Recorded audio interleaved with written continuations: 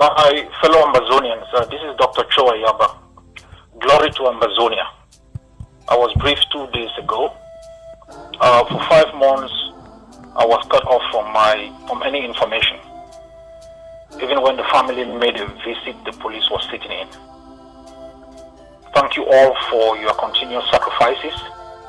Thank you for standing firm for our country. Thank you for not yielding to the machinations of spineless profiteers and hijackers who've robbed millions of hope. The Biafran Republic government in exile officially visited the Prime Minister in the prison detention on a one-on-one physical visit. We don't mean the one we speak on phone or we send the attorney. We mean the officials of BRGIE were physically present with the Prime Minister to speak to him, to know his welfare, to know how things are going, and to know the way forward about his release. Yes, depending on your time zone and your location. Yesterday, a few days ago, the leader of the Ambazonian struggle, Dr. AYABA, from detention in Norway, discussed and had a conversation with his representative, Indian representative, since he was detained for this same mission. Mazi Simon EKPA was also detained. So, but a few days ago, AYABA and Indian representative had a discussion. They even came with an audio record and played to Ambazonian. Meroj Obihaji will calm more down. And then yesterday, Adadiola Maji, the same incident we made program, we be na Biafran. So, open any privilege for Mazi Simon EKPA to see his cabinet, who will go to represent Biafrans, or Ogen Kerry under BRGIE, or Dr. Ngozi Arabweze under USD government. Cho AYABA will say, Ambazonian will say, for their leader, Cho AYABA. Na prison, not 2 hours without anyone on our watch. If I don't know, without any monitor, without anything, I just know 2 hours with Cho AYABA. By his one Katakoro Cho AYABA, because he ready, which you know with our program. I want not done now. My Biafran go now, do Biafra agent for Batobi, agent.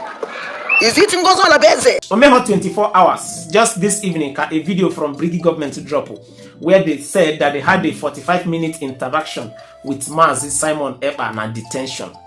So the difference I saw between these two visitation of Ambazonian and BRGIE, in the Ambazonian with the audio, which I have played some of the clip for you people to listen.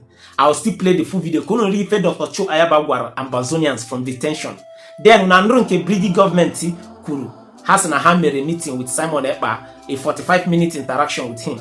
They did not record anything. Is it that they were not given privilege or chance to record or do anything? Then we want to know on the comment section. Open you watch the video, then play the audio conversation Dr. Cho AYABA with his representative. After watching this video, then we are looking forward to the day Dr. Ngozi Arabweze will go to her own visit. Then I am married the difference between all these visits. You understand? So Biafrans actually come watch this video calmly from beginning to the end. If you the video, Kabaro, drop all your own opinion in the comment section. To start the video, can the video. I'm not criticizing anybody visiting Simon EKPA in detention, but Biafran would have been calm if there was any audio or any conversation, just like Otesi Menke Dr. Cho AYABA. So, but we listen only, we do not judge. Biafrans, I'm leaving it all for you people to judge in the comment section. Drop one opinion in the comment section. Then I know Dr. Ngozi Arabweze will go for our own visit. We hope that it will be something similar to what Ambazonian got when they went to visit Cho AYABA na detention. So, in this video, drop your opinions in the comment section. I'll be right back. Our Prime Minister strongly reminded the BRGIE contingent not to forget this very one to the Biafran people. Obato Obie says, tell the Biafran people that I love them very much, and I am committed to the total freedom of our people. May God bless our nation, and may God bless Biafran people all over the world. These are the concise messages from the Prime Minister to the Biafran people. I know some of you will be expecting to hear many other things. When the lawyers or delegations visit someone in prison or in detention, it is not everything that is meant for public consumption. So the one that is for public consumption will come to the public. The one that has to remain in-house will remain in-house. We have delivered the message. So we call on all Biafrans to take the message, and an official memo will be released from the Office of the Secretary General of the Biafran government after this to back up this very message from the Prime Minister. My fellow Ambazonians, this is Dr. AYABA. Glory to Ambazonia. I was briefed 2 days ago. For 5 months, I was cut off from any information. Even when the family made a visit, the police was sitting in. Thank you all for your continuous sacrifices. Thank you for standing firm for our country. Thank you for not yielding to the machinations of spineless profiteers and hijackers who've robbed millions of hope. Glory to our prisoners. Glory to our people. Glory to our forces. I am confident to the heavens. I have faith in the outcome of freedom and independence. Ambazonians, you should never, ever compromise or settle for anything short of full independence from the barbarians. We must never, ever reward the actions of unqualified bullies and murderous captains who docked on our shores 64 years ago. We must never lower our standards as we have done in vain for 64 years to meet those recruited occupation profiteers who for decades after decades earn a living on our pain, dispossession, alienation and humiliation. Let us never forget the warnings of our late Prime Minister Endele.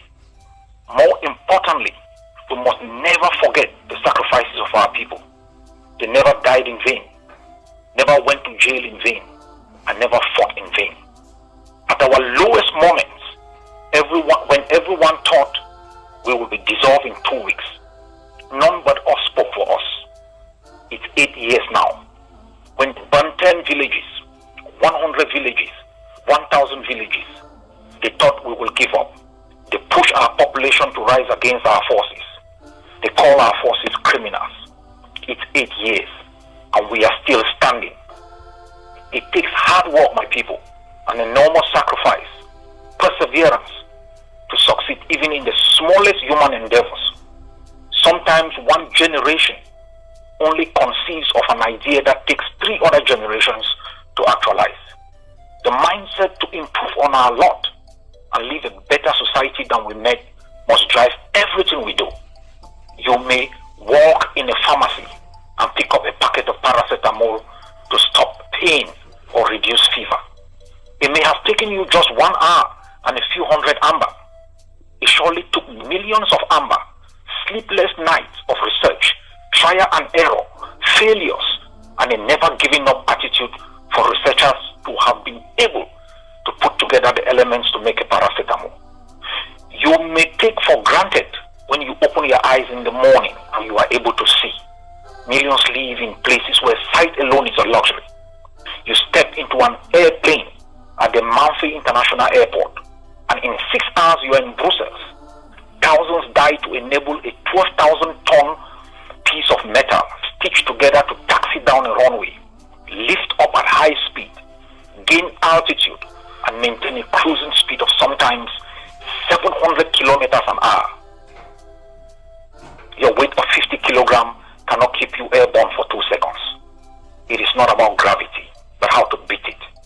When a 16-year-old sits in a garage, creates an app, and in a few years is richer than 20 African countries put together, we must ask ourselves, what is holding us back? Are we stupid, or are we in an environment where hijackers have made daring, sacrificing, and innovation not possible? Women in the UK fought and got the right to vote a century back. Your vote today does not still count 100 years after. And you seem to think it's normal. My people, I don't speak these words to undermine your sacrifices. These are questions I ask myself. These are the questions and thoughts that stiffen my spine, make me a no-blinking animal. You can't simply count on hope in the middle of the ocean if you can't swim. You can leap from the top of the mountain, and on your way down you hope you can fly. Our country has been hijacked, our continent selfish, and our race earmarked. It will take a different mindset for us to gain 1 inch and keep it. We must develop the mindset of the men and women who landed on the beaches of Normandy, step by step, brick by brick, over the dead bodies of the fallen. They refused to retreat or bend. They had set their eyes on an enemy whose defeat was necessary for the survival of the human race. They knew it may require their lives, and they did it anyway. When tyrants rule by terror and subdue men and women of honor to surrender, abdicate their responsibility and give up on the assumption that tyranny yields to reason, good faith shows compassion in the face of pain. When diplomats with the abundance of experience and history on their trail appease tyranny and succumb to blackmail as though Chamberlain's lesson is extinct. When profiteers of genocide, aggression, alien rule enable and collaborate with the loot and a system of utter brutality with the hope that our defeat will usher them power, lest they forget Petain and Quisling. I remind all that history is a valuable lesson that has stood the test of time. Ambazonians rose, and no force exists that will bring it down. They can hold 100 conferences and diplomatic deputations. They can utter thousands of lame words to appease the vulnerables of the moment. For the first time in our history, something stands between Cameroon and the defeat of Ambazonia. It is what Foncha and Mbele lacked. It is what John Fundi lacked. It is what we lacked in 1995. It is the Ambazonian forces. Without them, Cameroon's old strategy of bribing leaders, killing many, burning villages, putting thousands in jail, exiling others, would have left the population vulnerable and defenseless.